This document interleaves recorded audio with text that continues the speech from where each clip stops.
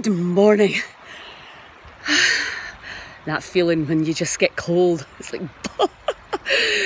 it's quite windy here today and cold, and I thought, well, bother, will I go later? That's that trick the mind plays, because for me, once I get my clothes on, I don't really want to take them back off and then get them on again. So if I don't do it at this time in the morning, there's a great likelihood it won't happen. And I think that about all my rituals. I'd let go of my Kundalini yoga. I was really doing that every day, and then I stopped. I'm like, what are you doing?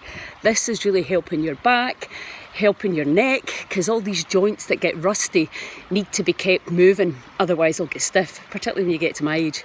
So you have to pay a little bit more attention, and it's the daily self-care practice that keeps you going. And it's much easier. I would much rather do something for 10-15 minutes every day than try and do hours, separate days of the week. So you have to find a way for your self-care that works.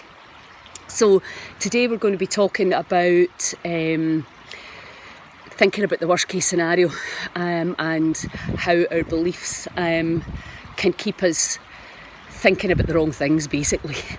Even already in the intermittent fasting challenge, people are wondering and worrying about putting the weight back on, what happens when the challenge is over.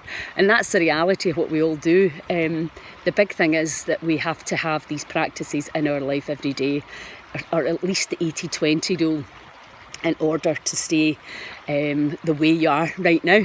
If you go back to do what you always did, you'll get what you always got, and that's pretty obvious.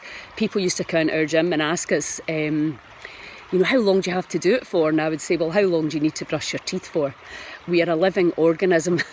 It'd be great if you just had to do 6 workouts and then you stayed like that for the rest of your life, but that's not the way it is, I'm afraid.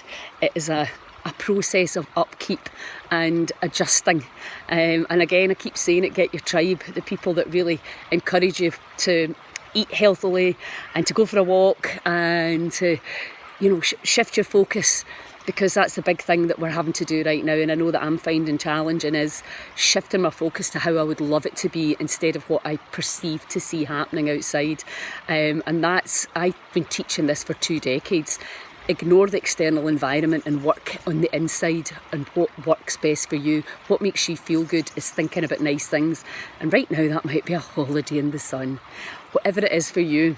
So join me at 10 o'clock live if you want to do some more focusing from the worst case scenario over to the best case scenario, and I'll chat to you all soon. Have a good one. Ciao.